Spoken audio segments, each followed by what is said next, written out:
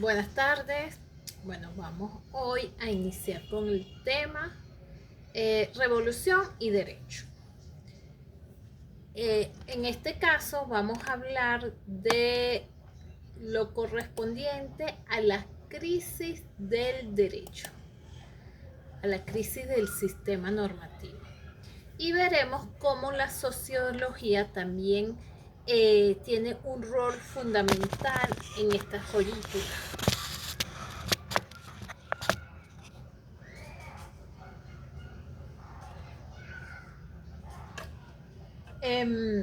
Hoy hablaremos entonces sobre un tema que quizás el corazón es el corazón de la sociología jurídica.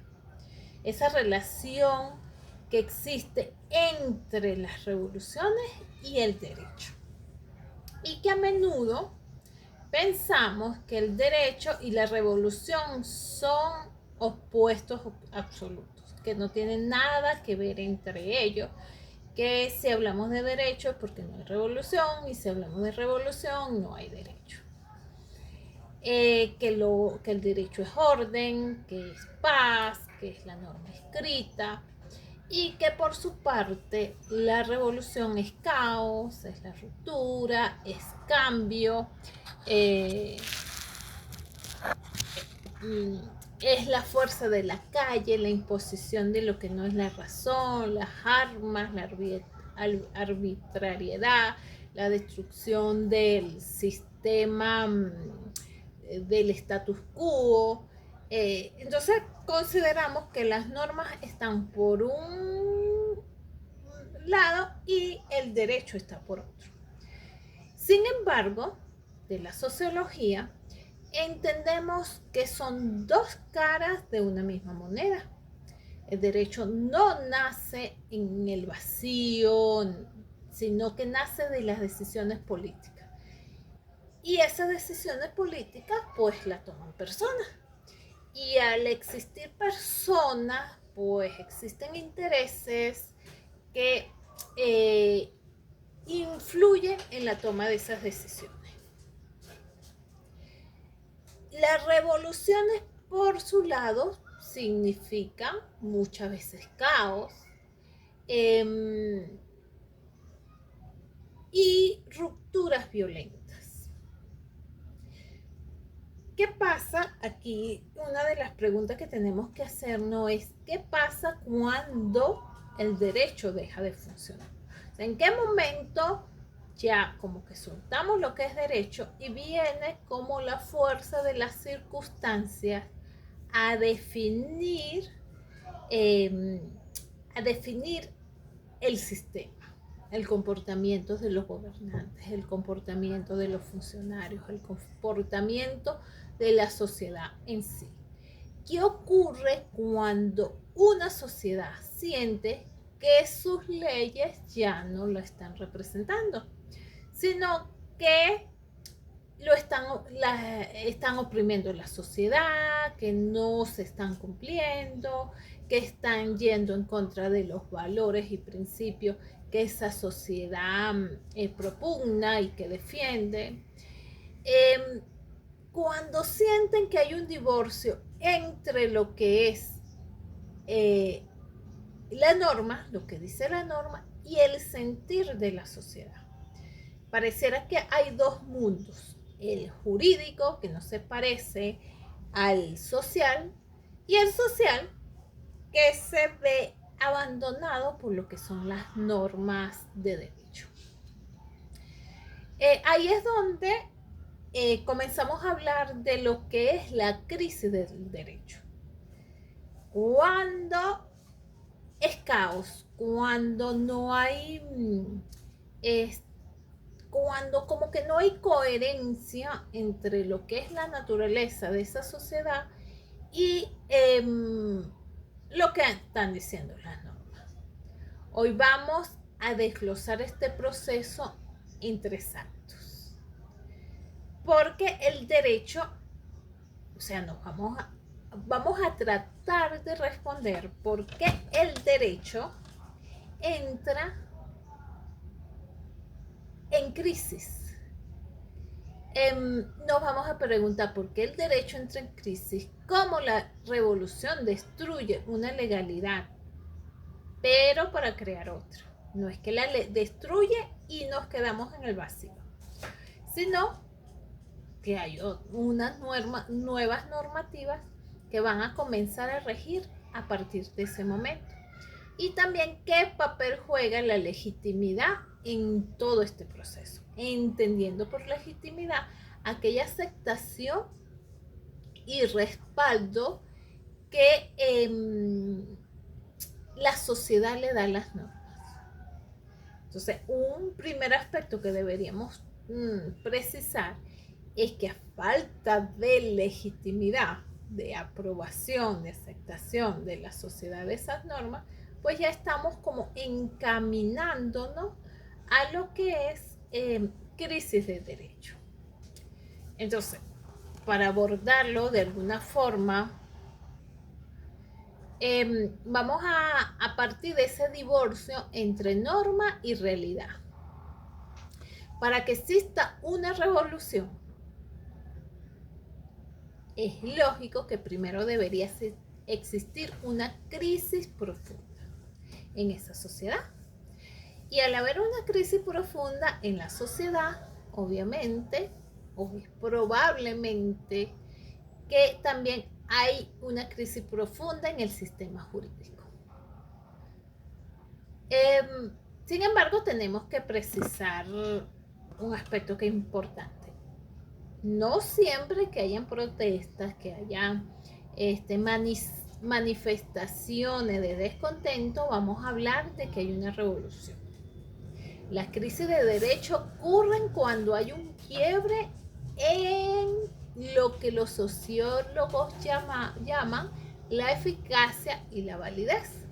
O sea, las normas dejan de ser eficaces porque no cumplen su finalidad y tampoco son válidas porque aun cuando estén en los cuerpos normativos y hayan pasado por el proceso normal de aprobación, van en contra de los valores y principios que rigen a una sociedad.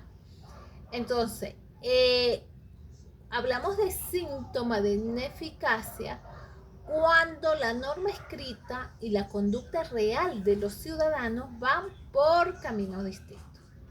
Cuando la gente deja de acudir a los tribunales porque no confía en ellos, porque siente que no les da respuesta y si le da respuesta se la da de forma muy fuera de tiempo, no oportuna. Y por allí hay un refrán que siempre se menciona en el mundo jurídico, que justicia tardía no es justicia. También hablamos de un síntoma de ineficacia cuando las leyes se violan de forma sistemática sin que el Estado pueda evitarlo. El derecho se vuelve una especie de letra muerta. Está allí, pero nadie lo usa, nadie lo obedece. Una norma puede ser válida, lo que les decía, porque fue aprobada por la Asamblea siguiendo todos los pasos, pero ser totalmente ineficaz porque nadie la obedece, nadie la hace cumplir. Podemos ir a normas constitucionales. El derecho a la propiedad. El derecho de la propiedad es uno de los derechos principales que están contenidos en la Constitución de la República Bolivariana de Venezuela. Pero tenemos situaciones de arrendamiento en la que los inquilinos se apoderan de hecho de un inmueble y la jurisprudencia junto con cuerpos normativos le dan como una especie de salvoconducto a los inquilinos, justificando aquello que llaman justicia social, en el sentido de que el Estado debería brindarle protección a los que no tengan vivienda, por ejemplo, si el inmueble es de vivienda, y basándose en lo que yo llamo una manipulación de la norma, pues trasladan una obligación que es netamente del Estado al ciudadano común. Yo tengo un apartamento, lo alquilo para sacarle provecho, para cubrir alguna necesidad, etcétera, pero yo no estoy cediendo mi propiedad. Yo estoy cambiando el disfrute de ese inmueble a cambio de una retribución monetaria. Y resulta ser que un día digo, hasta aquí, no lo quiero arrendar más, no quiero, quiero mudarme para allá, lo quiero vender, lo que sea. Yo como propietario debo tener ese derecho de mantener el control sobre la propiedad. ¿Qué pasa? Que viene el inquilino y dice, no, yo no me quiero ir. Y es suficiente con que alegue que no tiene dónde mudarse.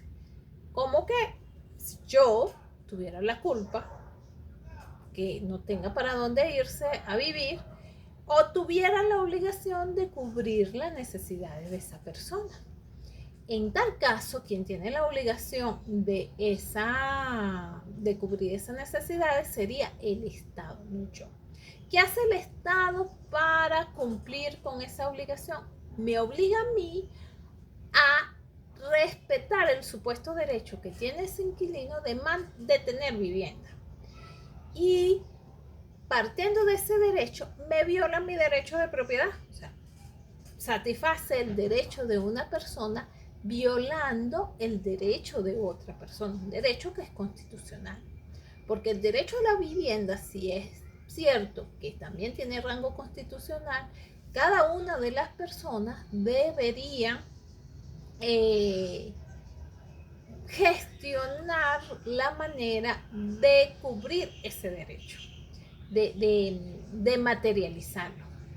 Y no que sea una tercera persona quien esté obligada. Entonces allí lo que hay es como una confusión de términos que al final tiene una intención de manipulación a la población, porque quiere dar la imagen de que está protegiendo o que está materializando la justicia social. Pero no se puede hablar de justicia social cuando se está beneficiando a un grupo o a una persona, perjudicando el derecho de otro grupo, otras personas. Entonces, eso no es justicia social. Eso es lo que yo llamo robo justificado en justicia social. Para mí es una gran injusticia social. Y bueno, creo que les comenté en algún momento una experiencia que viví cuando iba en una camionetica y se monta a la camioneta una señora de tercera edad. Y la señora paga su pasaje considerando ¿cómo se llama? El incentivo, no, la parte que paga el Estado, ¿cómo se me fue el término? Pero el tema es que el Estado el subsidio que da el Estado, y ella, partiendo de eso, pues paga el 50%, el porcentaje que le corresponde pagar. El chofer le dice que no lo puede aceptar porque a él no le pagan el subsidio. Que él, si la lleva gratis o él permite que ella le dé sus 50 bolívares, él va a perder los otros 50 bolívares porque el Estado no le cancela eso. Entonces comienza una discusión entre ambas personas, porque la pasajero es una persona de tercera edad que merece toda la atención por todo lo productiva, los servicios que le haya prestado a la sociedad, etcétera, etcétera. Y además una cuestión de humanidad. Entonces ella reclama su derecho y el señor también alega sus derechos. A mí me dio curiosidad y me asomé a ver al señor y resulta ser que el señor se veía mucho mayor que la señora. Entonces allí yo comencé a pensar en esto. O sea, en ese momento digo, ve, una justicia social supuesta que se está materializando a favor de esta señora, que yo podría decir que tenía como unos 70 años, pero perjudicando a otro señor que también es de la tercera edad, pero mucho mayor que esa señora, porque ese señor se veía como unos 80 años. Y que está haciendo, es un señor que está haciendo un esfuerzo para seguir siendo productivo, para dentro de la sociedad ser productivo, está trabajando. Pero es un señor que no debería, por lo menos, tener ese tipo de trabajo por todas las implicaciones que lleva, pero eso es otro tema a discutir. El tema aquí es que tenemos una persona de la tercera edad alegando, exigiendo el cumplimiento de un derecho porque el Estado lo impuso sin consultar a nadie, lo puso. O sea, cuando digo a nadie es que quizás consultó a los beneficiarios, pero no a los que tenían que cubrir, porque quien cubre la ruta, quien materializa realmente ese servicio son los dueños de las camionetas, las líneas. Entonces, ese tipo de temas deberían ser acordados entre todas las partes involucradas, tanto quienes se van a beneficiar, pero más rápido el que de alguna forma es el que está como dando la posibilidad de que ese derecho se satisfaga. Entonces yo en ese momento reflexionaba que qué tipo de justicia social era esa cuando le quitaban un ingreso o una retribución que le corresponde por trabajo al señor de la camioneta, se lo quita partiendo de que es un ser productivo, pero quien está manejando ese medio de producción, ese medio de transporte, es una persona mayor, incluso mayor que la señora que está exigiendo el derecho. O sea, allí yo decía, ¿qué trampa puede resultar en este tipo de beneficio alegando justicia social? Primero porque es una manipulación a todas luces con respecto a la sociedad, porque se le dice a la sociedad, yo Estado te estoy garantizando tu derecho, pero al final no es el Estado que se lo está dando, es un tercero que el Estado usa su fuerza para obligarlo a satisfacer una necesidad de otra persona, que en situaciones normales es decisión de esa persona, el dueño de esa camioneta, si la lleva sin pagar los 50 bolívares que falta o no. Así debería ser la cosa, y no que el Estado, que tiene sus propios ingresos y los tiene muchos, sé que le imponga esa situación al tercero y al señor de la camioneta.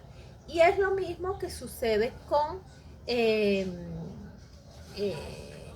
inquilinato. Hay una persona que tiene su inmueble que puede ser que esté pagando hipoteca, puede ser que esté endeudado cuando se compró el apartamento, puede ser que alguien se lo regaló X, pero es de su dueño, pues, valga la redundancia. Y viene una tercera persona que no necesariamente es conocido, que no es familiar, que no es amigo, igualito tú tienes que ceder tu propiedad en nombre de la justicia social, en nombre de que este señor no tiene cómo satisfacer su derecho a la vivienda, y el Estado se siente de manos amarradas o aprovecha la situación para que sea otro que cumpla con su deber. Entonces, eso no puede ser justicia cuando se perjudica a uno para beneficiar a otro. Una obligación que es del Estado la traslada el Estado al ciudadano común. Eso no es justicia. Entonces, yo soy muy crítica de lo que llaman justicia social por este tipo de situaciones. Y ese tipo de situaciones a la larga llevan a crear, ¿cómo te digo? A abrir el camino para que se den este tipo de crisis en el derecho. Porque quien sea propietario de un bien, sea transporte público, sea un inmueble, quiere protegerlo, o sea, es propietario porque es suyo, quiere beneficiarse de eso, quiere decidir sobre eso. Entonces, cuando viene el Estado y tú vienes y decides alquilar tu apartamento, y viene el Estado y te dice, ahora no lo puedes sacar. O sea, le das más derechos o defiende más a quien no tiene derecho que el propio propietario. Allí comienza ya a que esa legitimidad de normas se vaya erosionando. Y al irse erosionando y siendo casos que se repiten una y otra vez, obviamente que la sociedad se va separando de esas estructuras normativas y cada vez cree menos en lo que es la estructura del Estado. Porque aquí una cosa es que entendamos que hay una población, un sector de la población bastante vulnerable que necesita apoyo, y otra cosa es que nos hagamos de la vista ciega, que nos hagamos los ciegos frente a situaciones que no están bien porque violan otros derechos. Entonces, muchas veces, y eso lo hemos visto en la sociedad venezolana, con todo este proceso que hemos vivido en las últimas 2 décadas, que se trata de proteger al más vulnerable, atacando a los que supuestamente tienen capacidad, pero el Estado no es el que asume esa responsabilidad. Entonces, por un lado, que no hay una situación favorable en este tipo de casos, porque por un lado estás afectando a quien sí es propietario, estás como castigando al propietario. Tú tienes casa, dásela, y al que no tiene, que muchas veces no tienes porque no has sido lo suficientemente responsable para hacerse de una vivienda, como hay otros casos que hubo una inundación y se quedaron sin vivienda y tienen un bebé y necesitan meterse. Pero el tema es que si necesitan vivienda, ¿quién se la va a dar? El Estado. Si se la da el Estado le paga un canon al dueño. Si el dueño llega a necesitar o decide ya no la quiero alquilar, el Estado debe encargarse de esa persona y ver dónde la ubica. Y otro punto es que esas ayudas deberían ser temporales, porque las personas se acostumbran muchísimo, muchas sociedades se acostumbran a que otras personas le resuelvan los problemas. Entonces, desde el punto de vista sociológico, obligatoriamente tenemos que hablar de la necesidad de brindar el oportuno auxilio a las personas. Eso está bien. Pero cuando se trata de la esfera privada, quien debe, si yo voy a ayudar a una persona, debe ser mi decisión. Yo debo ser libre de ayudarlo o no. En algún momento, cuando estaban lo de la ubicación de personas, hace como 10 años, 12 años, que estaban dándole viviendas a las personas, viviendas desocupadas que encontraban, viviendas que ubicaban a alguien que no tenía vivienda, eso llevó, o sea, estabas haciendo caridad, el Estado estaba ayudando a las personas con bienes de otra persona. Eso no es ayuda, Entonces, se ha como distorsionado lo que debe entenderse por ayuda. Si se habla y se acepta y se reconoce la institución de la justicia social, yo empezaría por decir que es una institución a la cual está obligada el Estado. Los particulares ayudaremos en la medida que podamos y querramos. En aquel momento, cuando estaban obligando o tomando las viviendas para dárselas a las personas que no tenían o que alegaban no tenían, y mucha gente aprobaba eso y lo aplaudía. Yo fui una de las que le dije a una persona, cuando decía esto, le dije, pero su casa tiene 6 habitaciones y usted vive solita. Tráigase algunas personas de esas para que vivan con usted. Y adivinen cuál fue la respuesta. La respuesta fue: como yo voy a traer un extraño a mi casa, como yo voy a ayudar a un extraño, no, eso no está bien. Entonces yo le decía, eso es lo que están haciendo con esa persona que usted no conoce. A esa persona que le quitaron el apartamento para que los de la los de los deslaves, los que se quedaron sin casa, vivan allí. Es la misma situación que yo le estoy planteando a usted. Solamente que usted está teniendo la oportunidad de decir que no, porque yo no soy el Estado. Pero a esa persona llegaron y le dijeron, usted tiene una casa vacía, vamos a meter a esta persona aquí. Y la persona dijo, no, yo no quiero, esa es mi casa. No me importa, no me importa, yo tengo la fuerza para meterlos ahí y usted no tiene la fuerza para resistirse. Y eso fue lo que se hizo. En ese momento, la persona que tanto aplaudía que a otros les quitaran casas que tenían vacías para meter esto, ella ya más nunca. Porque muchas veces ese tipo de tema uno termina reflexionándolo cuando le pasa a uno. Y yo creo que es importante que veamos nuestras situaciones desde un punto de vista de derecho, obviamente, porque estamos en una escuela de derecho, van a ser abogados, obviamente, pero hay que ir un poco más allá, porque esté en una ley aprobada por la Asamblea de Derecho. Si la Asamblea dice todas aquellas viviendas que están desocupadas en este momento van a pasar a ser a asignarse a otra, eso es legal, ¿no? Eso es derecho, ¿no? Cumplió con el procedimiento en la Asamblea Nacional, pero tenemos que tener la capacidad que aunque haya cumplido con ese procedimiento, no es derecho. ¿Por qué? Porque está yendo en contra de la Constitución. La Constitución te protege la propiedad. Entonces allí nosotros vamos a decir, ok, esa norma existe, esa norma es válida, pero ¿va a ser ineficaz o es ineficaz? Porque la sociedad o el grupo de abogados entiende que no es legítima, nosotros no la aceptamos. Está en el papel, está en la Gaceta Oficial, pero no la reconocemos. ¿Por qué? Porque axiológicamente no es derecho, va en contra de los valores y principios. Y aquí entonces comienza lo que es la crisis de derecho. En algún momento, cuando comenzaron a dar las viviendas, todo el mundo aplaudía porque decía, bien, bien, pobrecito, están sin casa, pobrecito, pobrecito. Y el dueño, no, pero bueno, si no vivía ahí, no la necesitaba. ¿No era mejor que le compraran la casa al dueño? Que el dueño la vendiera. Y si lo van a obligar, porque ni modo, es una cuestión de necesidad social, de urgencia social, Estado, páguele la casa.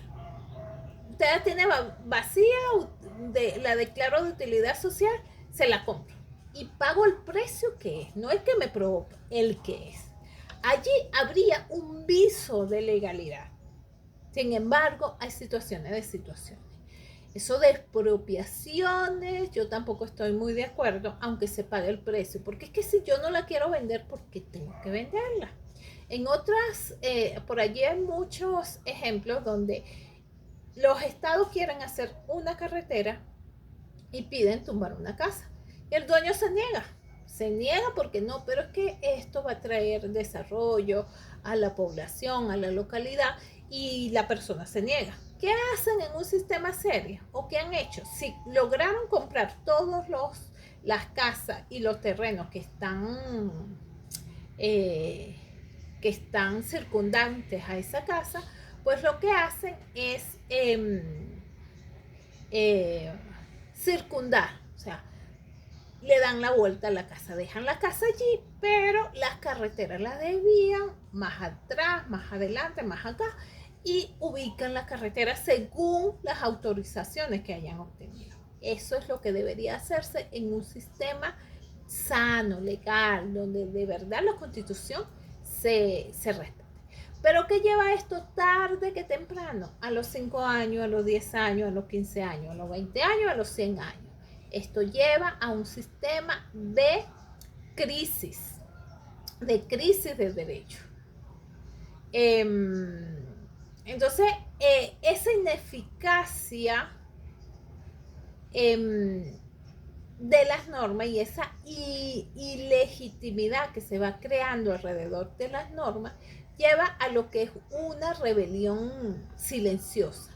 Cuando un grupo siente que una norma es injusta o que ataca su modo de subsistencia, progresivamente la va ignorando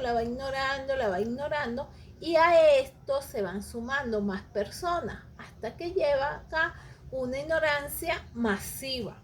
Un grupo importante dentro de la sociedad no la cumple. Entonces allí entramos lo que hemos venido hablando de la ilegitimidad del derecho, de la norma. Un ejemplo, el comercio informal. Si el 60% de una población trabaja en la calle a pesar de que la ley lo prohíbe, imagínense toda Caracas. De toda Caracas sacamos un 60%. Vamos a ser buhoneros porque ya la fuente de trabajo no hay. Y si hay, el salario no da. Entonces vamos a comercializar. Entonces, en este caso, la ineficacia de la norma es un síntoma de que el sistema económico formal ha fallado. Ya la economía no sostiene a la población. Entonces, ¿qué hace? La población se reinventa, busca nuevas oportunidades y es cuando entra esa acción que puede ir en contra de lo que dice la norma y que es fácil ver en el comercio informal. La ilegalidad entonces se convierte en la única forma de supervivencia. Y aquí la ineficacia nos dice que la norma, desde el punto de vista de la sociología, es inviable. A menudo el síntoma de ineficacia se planea, es planificado.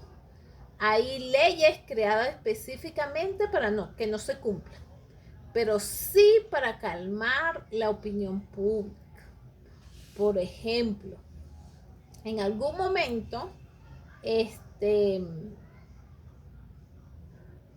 lo de subsidio. Volvamos al subsidio, que es un ejemplo que todos conocemos y nos da para discutir mucho en esta materia. El subsidio, tenemos crisis económica, hay grupos vulnerables bien importantes dentro de la sociedad, dentro de la población, que necesitan ese apoyo. Llámese estudiante, imagínense la cantidad de estudiantes que hay. Estudiantes en todos los niveles, desde preescolar hasta nivel universitario. Todos ellos necesitan un apoyo económico. En su mayoría necesitan un apoyo económico. ¿Qué hace el Estado? Ordena el subsidio de transporte para estudiantes y personas de tercera edad. Con el subsidio yo, Estado, estoy preocupado por mi población. Entonces, todas las camioneticas tienen que llevar a mitad de pasaje, de tarifa, a los estudiantes y a las personas de tercera edad. Pero resulta ser que el Estado no cancela ese monto al transportista. O sea, de cara a la sociedad está siendo se está preocupando por su gente. Y hay una norma que lo respalda. Pero en la realidad no es así, porque si estuviera realmente preocupado por la población, lo primero que haría antes de obligar a los señores de las camionetas, que también son parte de la población, no es que son ricos, y aunque fueran ricos, eso es otro tema, están prestando un servicio a cambio de un pago. Entonces, si el Estado realmente se preocupara por la población, estaría activado de forma eficiente para que esos señores recibieran el pago efectivo por su servicio. Entonces aquí entramos en lo que es el populismo penal. Se crean incluso, hay casos que se crean penas altísimas para delitos nuevos, sabiendo que el sistema judicial no puede, no tiene recursos para procesarlo. O sea, lo que forman es una especie de pantomima para distraer la atención de la sociedad. El mensaje es que la ley, aquí volvemos a caer, que de verdad la ley se convierte en una herramienta de control real. Y también es un mensaje publicitario. El Estado hace como que regula y el ciudadano hace como que obedece. Entonces ambas partes van hechos los ciegos por ahí. Hay una norma, dice el Estado, hágase aquí, y yo digo, sí, yo lo cumplo, pero no es así. Entonces, en general, mucha gente sabe del subsidio, pero igual le cancela al transportista su pasaje. El transportista recibe. ¿Cumple con el subsidio? Sí, yo cumplo. Pero si me pagan el pasaje, yo lo recibo. Si no me lo pagan, el transportista, estoy hablando como que si fuera el transportista, voy a apelar a la conciencia de ese pasajero y decir, págueme el pasaje completo porque a mí no me pagan. O dice, si no me vas a pagar el pasaje, bájese de aquí. O quizás dice, ok, págame 50, pero sabe que no está funcionando. Entonces, van como, existe la norma, la impone el Estado, la sociedad sabe que existe, pero se hace también el loco en cuanto a su incumplimiento. Cuando hablamos en este caso de ineficacia, puede ser por desuso, la sociedad evolucionó y la norma quedó en el pasado y por tanto ya no existe. Ineficacia por falta de medios, el Estado es imponente para imponer su voluntad. En el caso de los subsidios, el Estado fue quien decidió quién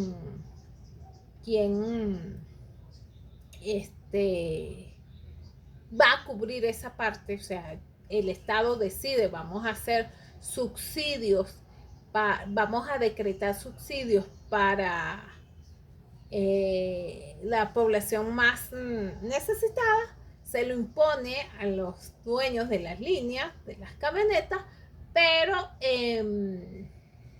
no cumple con su parte. Y está la ineficacia por rechazo cultural, que es cuando la norma choca con las costumbres o valores del grupo. Por ejemplo, Venezuela es una sociedad que durante más de 40 años se acostumbró a criticar el sistema de gobierno. Habían protestas, nadie iba preso porque protestar, al menos que se generara un tumulto que pusiera en peligro a los propios protestantes o a la policía, los funcionarios, o destruyera patrimonio público privado en esos casos, pero en general en Venezuela se podía decir y hacer de todo que pudiera ser una protesta. En los programas de cómicos, Radio Rochela, Joselo, era común encontrar críticas y parodias sobre los gobernantes. Se hizo sobre presidente Caldera, se hizo de CAP, cada uno de ellos había comentarios siempre en un tono burlesco. Podían salir y decir que el Tribunal Supremo no está cumpliendo, que son personas que desconocen el derecho, que los jueces no estudiaron, que sacaron el título en una caja de jabón. Eso se podía hacer en algún momento. Y la sociedad se acostumbró a hacerlo. a criticar a sus funcionarios, a exigirles que renunciaran, a exigir que las instituciones funcionaran. Eso se hacía y no generaba ningún problema. De un tiempo para acá, más o menos 5 años, se han creado leyes que van en contra de esa cultura del venezolano, de decir esto no me gusta, hazlo mejor. Por ejemplo, la ley contra el odio. Esa fue una ley que se inventaron justamente para limitar las protestas, la crítica, y que es tan ambigua, tan abstracta, que cualquier cosa, cualquier comentario, cualquier actuación podía subsumirse o puede subsumirse dentro de lo que señala esa ley. Si yo voy a un tribunal y considero que el tribunal violentó el debido proceso y el derecho a la defensa de mi cliente y hago un podcast o hago un comentario por redes sociales o a los medios de comunicación y señalo que fue un procedimiento totalmente fuera de derecho, pudieran decir que yo estoy atentando contra la honorabilidad del Poder Judicial y por tanto yo tengo que ser procesada penalmente. Entonces son esas normas que se crean para obligar un determinado comportamiento, pero que van en contra de la cultura de la sociedad, de ese grupo social, y que si bien pudieran tener efecto al principio, porque es contra seres humanos y obviamente los seres humanos sienten temor, pudieras funcionar al principio, tarde que temprano esas normas dejan de surtir su efecto. Porque en el mundo vivimos como en un ciclo. Hoy nos gobierna una persona, esa persona tiene buen apoyo popular, tiene legitimidad, pero quien llega al poder se empeña o le gusta el poder y se empeña en quedarse en el poder por más tiempo del que le correspondía. Si allí sí es verdad que hay un margen que permite que no son 6 años, sino que sean 12, ya después de ese tiempo es natural que otros grupos que sienten que no tienen espacio para avanzar en eso de la carrera del poder, pues comienzan a presionar.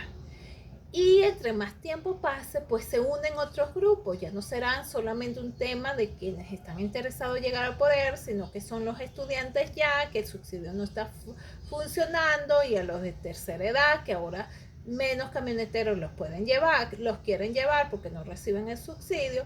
Y además se sumarán las demandas por pérdida de la capacidad adquisitiva de las personas, y además se sumarán los estudiantes de la universidad que no están teniendo clase todas sus horas porque los profesores no, y se van sumando grupos, y llega un momento que ese sistema comienza a colapsar, y con ese sistema comienzan a colapsar las leyes. Aquí es interesante el estudiar la teoría de la circulación de las élites de Vilfredo Pareto. Él explica cómo se da ese fenómeno y que es una forma de ver por qué el derecho termina siendo ineficaz. Puede, porque hay una estructura estatal que obliga, que tiene la forma de imponerse frente a la sociedad, pero también puede ser que con el pasar de los tiempos ese miedo se vaya cediendo, o grupos vayan coincidiendo en esa necesidad de cambio y se vayan uniendo, y entonces el miedo sigue existiendo, pero dividido en dos grupos, pues se dan fortaleza en ello, y eso va creando una ola que lleva a un cambio. En este caso, en la materia que nos ocupa, sería un cambio frente a la percepción del derecho. Entonces acá, en este último ejemplo que les doy, la norma choca con las costumbres o valores de la sociedad y termina siendo ineficaz. También tenemos que hablar de lo que es la anomia y la legitimación.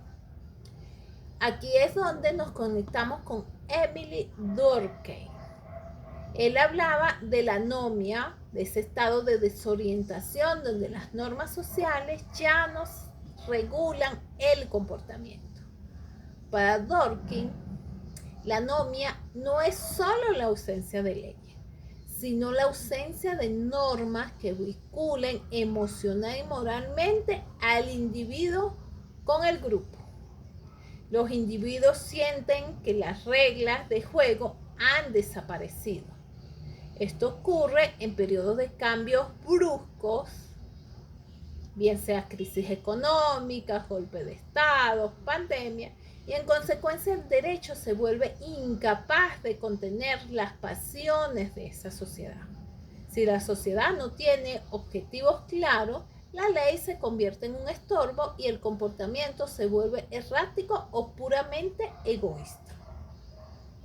Entonces la crisis estalla cuando el ciudadano percibe que el derecho ha sufrido un cambio, una metamorfosis.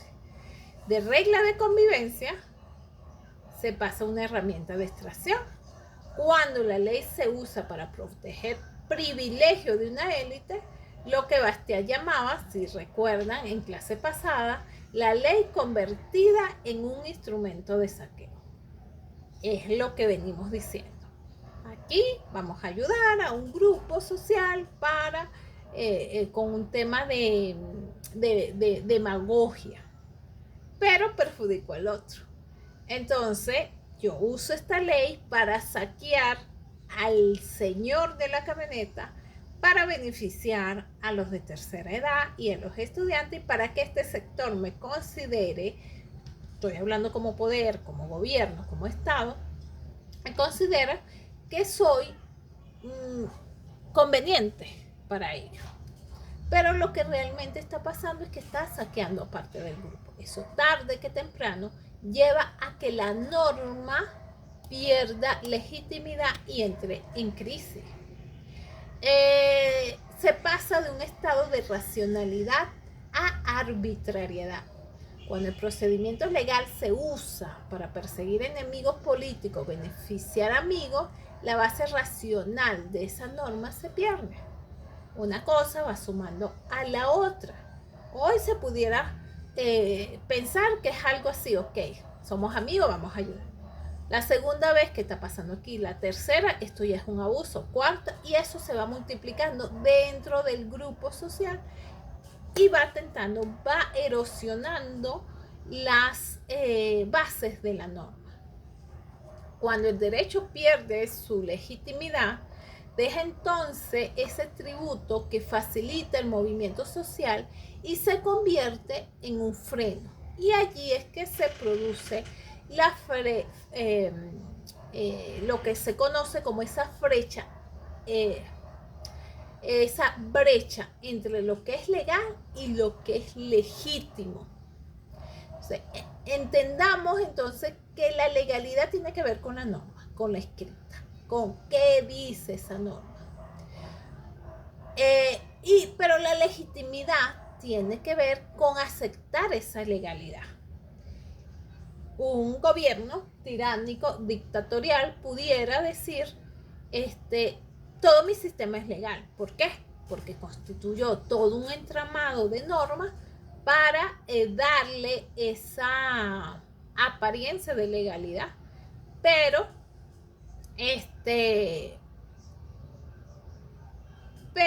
pudiera estar cayendo en legitimidad porque si bien hay todo un entramado normativo,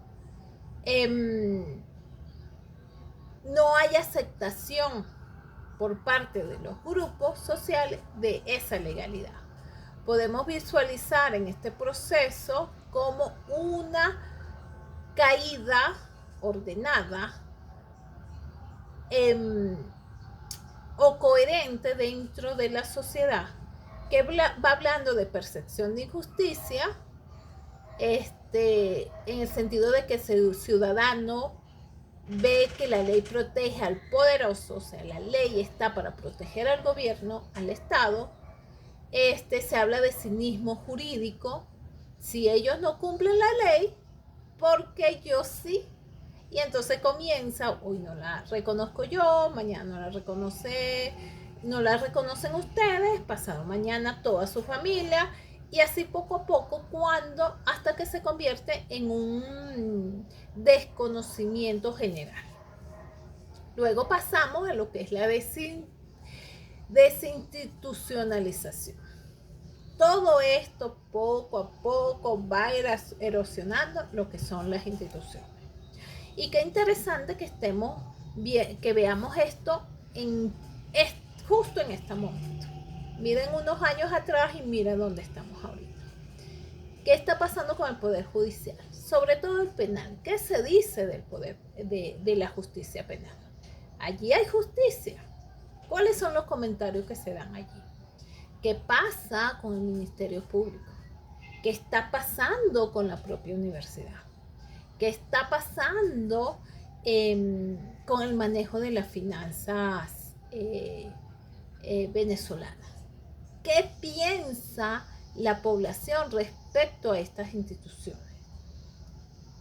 Todo para una reflexión, porque desde el mismo momento que los ciudadanos no creen en sus instituciones, en ese momento comenzamos a hablar de que no hay instituciones. Se comienza con el proceso de desinstitucionalización. Y terminamos llegando a la anomia institucional.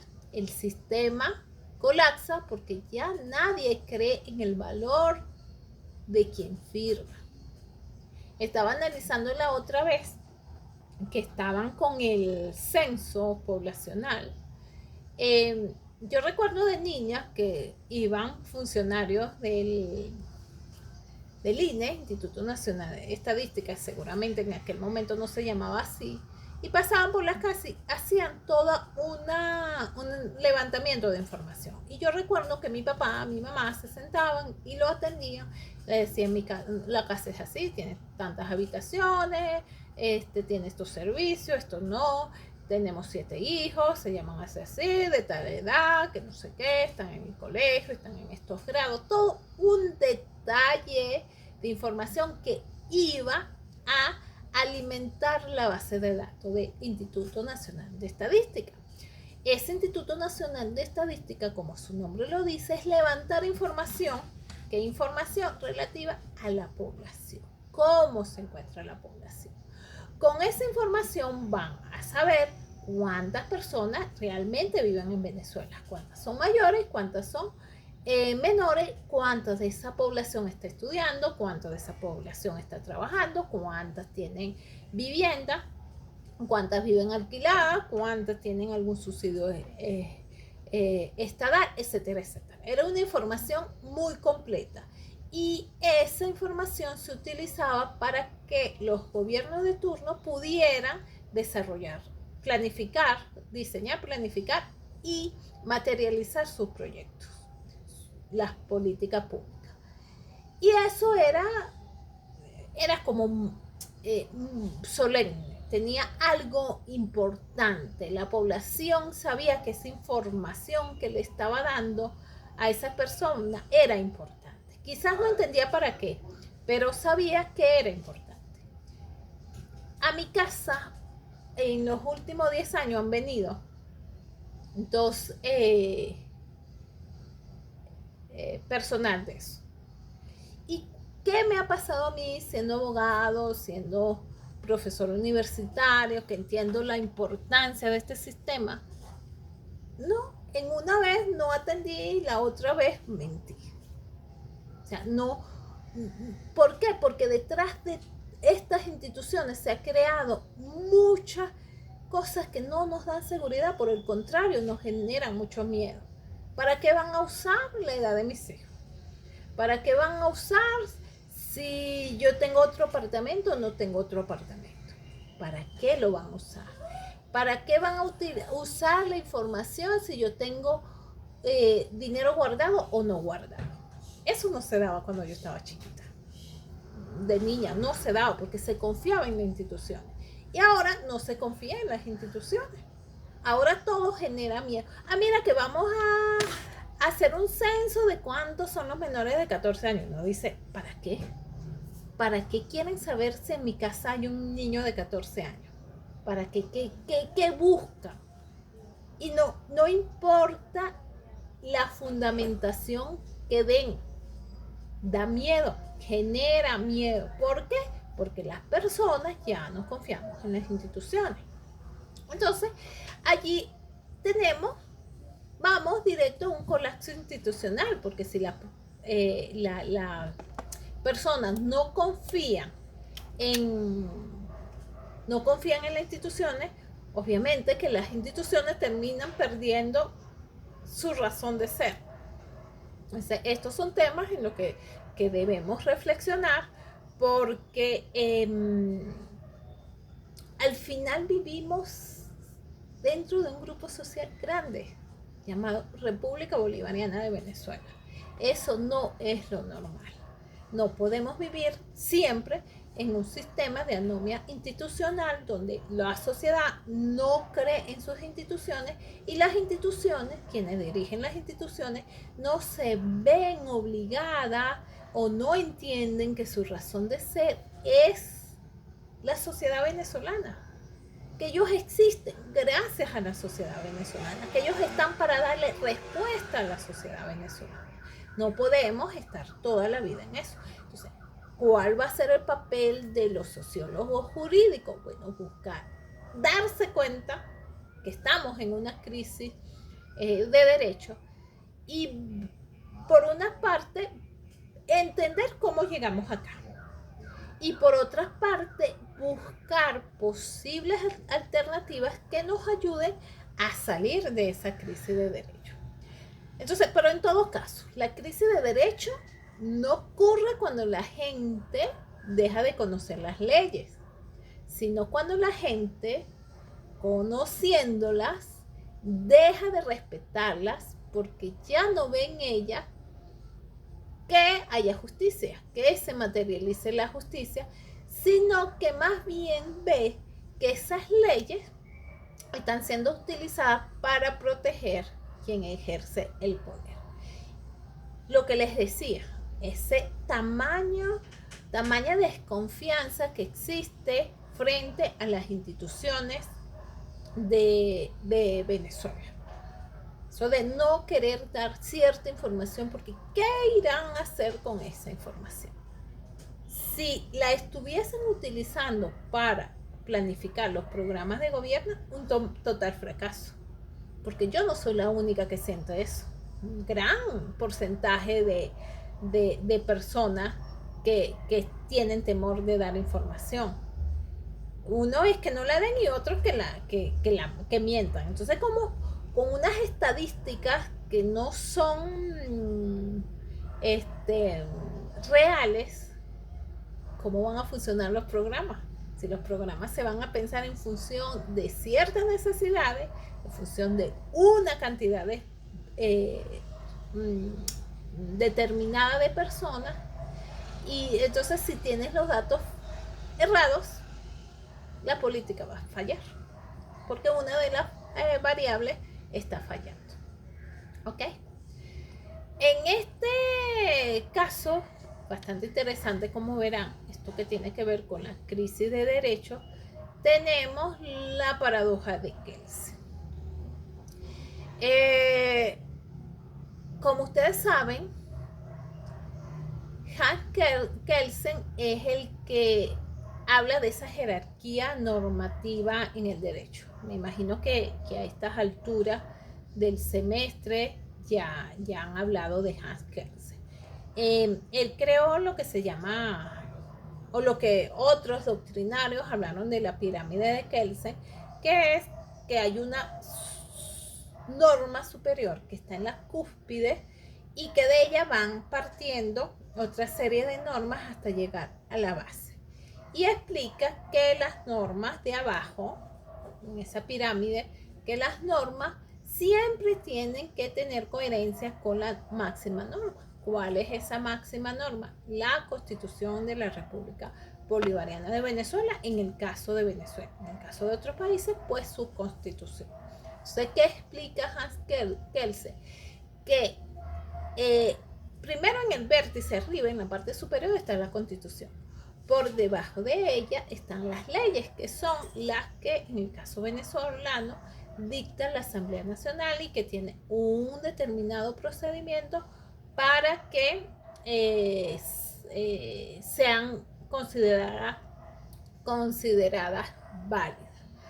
Por debajo de esas leyes, que son las ordinarias, las orgánicas, los códigos, código civil, código penal, la ley orgánica del trabajo, la ley de identificación, la ley de administración pública. Esas son las que vienen por debajo de la Constitución y que están para desarrollar aquellas normas constitucionales. Por debajo de este están que sí, los actos administrativos, las ordenanzas,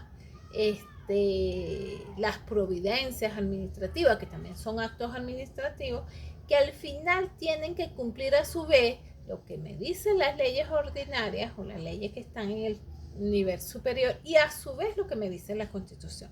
Si algunas normas que están por debajo de la Constitución contradicen lo que dice la Constitución, pues estaremos frente a normas que están viciadas de lo que se llama nulidad absoluta. Y aquí volvemos a esto de la crisis del derecho, entendiendo que todas las normas deben ser coherentes o cumplir con los parámetros que exige, que establece la Constitución, no las puede contradecir. Obviamente es ingenuo pensar que crear una cantidad de normas para imponérsela a la sociedad, aun cuando esas normas sean contrarias a la Constitución venezolana, se va a mantener el sistema a lo largo, o sea, indeterminadamente, ¿no? Tarde que temprano eso se va a manifestar en crisis de derecho. Y esa crisis de derecho va a llevar a que la sociedad no considere, haga caso omiso a esas leyes y que tampoco crea en sus instituciones y terminemos lo que estábamos hablando en una anomia institucional. Bueno, pero siguiendo con esto vamos a avanzar con la paradoja de Kelsen. Como le decía, él fue el que creó la jerarquía de las leyes y él era un purista del derecho, en el sentido que admitía un purista en el derecho en el sentido que para él era derecho lo que estaba escrito, era positivista, norma, algo escrito, eso es derecho. Y eso es lo que hay que cumplir y partiendo de lo que dice la norma es lo que hay que ir. No era tanto lo axiológico para él, sino lo positivo, lo escrito. Entonces, él decía que si una revolución triunfaba, se convierte en la nueva fuente del derecho. O sea, aun cuando él decía, todo para considerar algo escrito debe estar, para considerar algo como derecho debe estar escrito, o sea, las normas que va dictando en este caso la Asamblea Nacional, él llega a aceptar en algún momento de su vida que si una revolución se impone, es posible que esas normas que él defendía ya no sean tan derechos, sino que lo que va a ser derecho son las nuevas normas que va a imponer esa revolución. Y él sostenía que todo sistema jurídico se basa en una norma fundante, hipotética, que para él se llama el gran norma. Cuando una revolución derroca a un gobierno y establece una nueva constitución que la gente empieza a obedecer. Esa revolución ha creado una nueva norma fundante. Vámonos a lo que estamos viviendo en este momento. No fue por una revolución, pero con las diferencias que se establecen, o sea, que surgen de la realidad que estamos viviendo en Venezuela, tenemos como unas normas hasta el 3 de enero del 2026. Ahí estaba muy vigente esta ley del odio que estamos hablando, ¿no? Y según Kelsen, según él, esa norma pues, es parte del derecho positivo, porque fue aprobada siguiendo los lineamientos, siguiendo el proceso que la norma establecida para eso estableció, valga la redundancia, para crear normas, pues las normas de ley, la ley del odio, pues es válida, según. Pero viene y sucede lo que pasó el 3 de enero. Y del 3 de enero para acá, pues hemos visto que hay movimientos, hay cambios, hay en ciertas actuaciones como que se están minimizando el uso de ciertas normas, ciertas actuaciones que realizaban las instituciones, pues ya como que no le están como llevando a cabo de forma tan masiva como era antes del 3 de enero. La población se siente un poquito más protegida y ya se está lanzando a la calle a protestar, a decir lo que no les gusta. Entonces, si bien no es una revolución en el término que uno pudiera pensar, porque se levantó un grupo de la propia sociedad y hizo el sacudón, pues sí vino un grupo externo, pero vino, está imponiendo unas normas. Entonces, tenemos como que en este momento ese cambio, aun cuando el discurso tenemos al presidente, ¿cómo es? Secuestrado, que aquí somos autónomos, que somos independientes, vemos como ciertos aspectos pareciera que no están así. Tenemos un cambio en la ley de hidrocarburos de Venezuela, donde se le da mayor amplitud a las empresas privadas, ya no es aquel monopolio tan cerrado a favor de PDVSA, sino que se les dio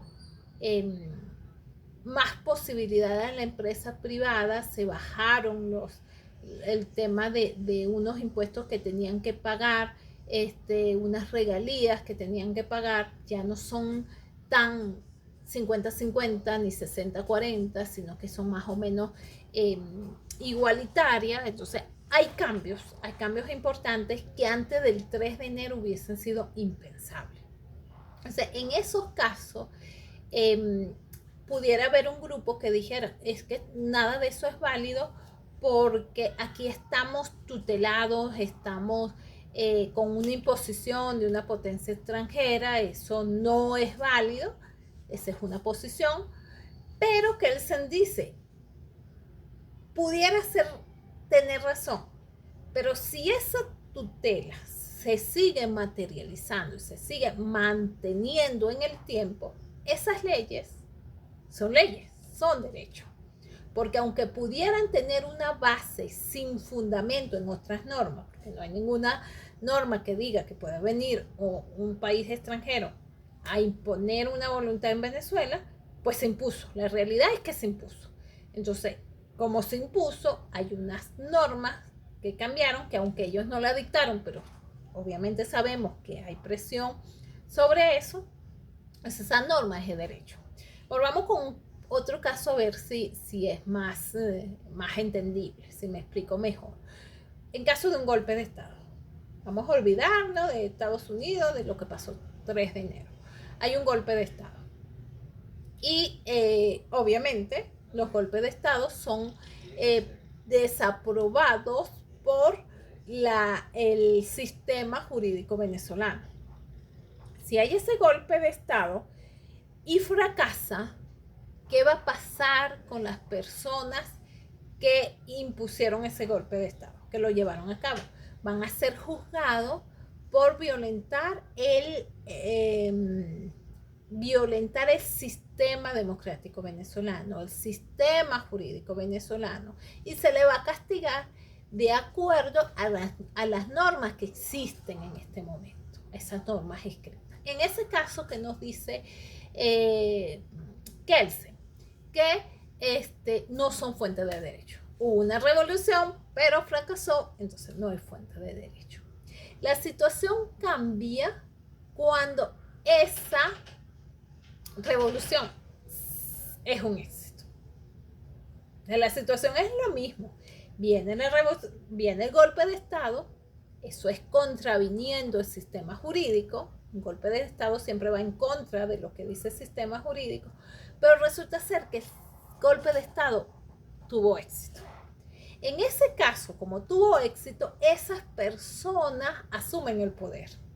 Y al asumir el poder, obviamente, ya van a comenzar a tomar decisiones. Y entre esas decisiones, los órganos que les corresponda dictar normas, van a dictar normas. Y esas normas, como ya tienen el velo de protección, porque ya están en el poder, van a ser derecho. ¿Ves? Es la misma situación, solo que cambia una variable. Un golpe de Estado que fracasa. Por tanto, todas esas actuaciones son delitos. Pudieron haber dictado normas en el tiempo que duraron en su dominio por el golpe de Estado, pero termina fracasando. Esas normas que dictaron no es derecho, se acabó, volvemos a lo que había. Pero cuando ese golpe de Estado es un éxito, entonces esas normas se van a mantener en el tiempo. Entonces esas normas, sí, según la visión y paradoja de Kelsen, son derechos. Entonces, en palabras sencillas, el éxito de la fuerza se convierte en el origen de la legalidad.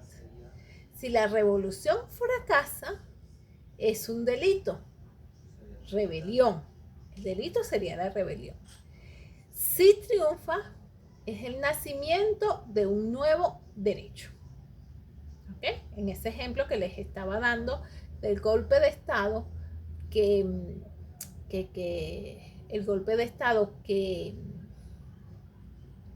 fracasa, todo lo que haya hecho ahí pues no va a seguir existiendo, y por tanto todas esas situaciones eran delitos, inclusive quienes dieron el golpe de Estado van a ser juzgados por delito, por dar un golpe de Estado. Pero si esas personas que dieron el golpe de Estado triunfan, ellos van a hacer poder, entonces sus actuaciones ya no serán delitos y sus decisiones tampoco. Entonces aquí se impone la realidad, algo que desde el punto de vista teórico es delito y está fuera del derecho. Las circunstancias de realidad hacen que se conviertan en derecho, porque quien está ahora en el poder hace que así sea. ¿Me explico? Eso es la paradoja que plantea Hans Kelsen. Entonces, para los que vienen del mundo del derecho, Kelsen es el arquitecto del positivismo jurídico, lo que les decía al comienzo. Para Kelsen, derechos son las normas escritas, es lo que está escrito y lo que ha cumplido con el procedimiento que el propio sistema jurídico ha impuesto. Él quería, o su sueño, su pretensión, su meta, es que el derecho fuera una ciencia limpia, que estuviera separada de la moral y de la política. Algo como una ciencia exacta, pues 1 más 1 es 2, 3 por 5 es 15. Eso era lo que quería Kelsen. Pero cuando él entra a analizar este tipo de coyunturas, no tiene otra opción que reconocer que no necesariamente el derecho tiene un origen puro, sino que pudiera ser impuro, porque todo ese entramado de normas que se generó no tiene que ver, no tiene un sustento con normas anteriores, sino que fueron impuestas, fueron obligadas. Lo que vivimos en este momento, la ley de hidrocarburos que se reformó meses pasados, no tiene un origen puro. No cumple con los parámetros constitucionales. No cumple con los antecedentes de las últimas leyes de hidrocarburos. ¿Pero por qué se hace? Porque la fuerza de las circunstancias así lo impusieron. Y eso es lo que hay en este momento. Y con esa ley es que se está trabajando. Y con esa ley es que se está negociando con las petroleras.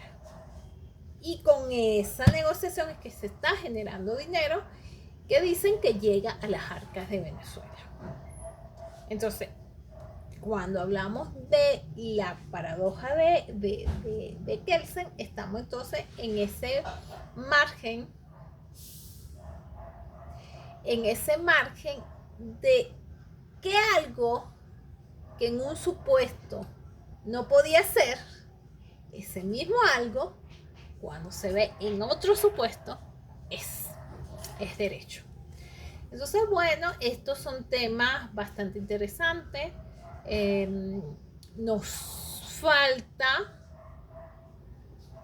todavía para avanzar en el tema, lo vemos en la siguiente clase. En la siguiente clase para seguir, déjame anotar por aquí la clase que estamos pendientes para no perderme la próxima semana. Hasta aquí. Entonces, empezamos con la paradoja de Kelsen. La próxima clase lo volvemos a ver. Déjame anotarlo donde nos estamos quedando. Paradoja de Kelsen. Aquí. Esta sería para el 14 de junio. Bueno, esta sería para la próxima clase. Nos vemos en la próxima clase, pendiente con las actividades que aún no hayan subido. Y para ver sus notas, yo no sé si ustedes tienen acceso al portal y pueden ver lo que hayan sacado, pero ya yo tengo que revisar si tengo algo pendiente, pero en su mayoría yo revisé la semana pasada y estaba las notas al día, igual que la asistencia. Recuerden que si tienen temas con el portal, gestionen lo antes posible para que tengan su portal activo antes que se termine el semestre y no vayan a presentar problemas con su avance durante la carrera. Si tienen deuda, traten de ponerse al día. Si están bloqueados por algún error, no lo dejen para última hora. Ángel no ha podido resolver su situación, ha tenido prácticamente que todo el semestre tratando de resolver la situación, entonces no lo dejen para último momento. Traten de aclarar lo que sucede, si hay que pagar, paguen, si es un error por parte de la universidad, traten de aclararlo. Y bueno, revisen el material que les dejo allí adjunto, en un ratito lo subo y nos vemos en la próxima clase. Cualquier duda que se le pueda generar, me pueden escribir por el WhatsApp. Si es algo que tenga que ver formalmente con las clases, recuerden que tienen que enviarlo por el correo según las nuevas instrucciones de la coordinación. Entonces, para estar al día con lo que se nos solicita. Entonces, bueno, estaré atenta a cualquier pregunta. Revisen el material sobre la paradoja de Kelsen Y nada, estamos pendientes para la próxima sección. Que estén muy bien. Hasta pronto.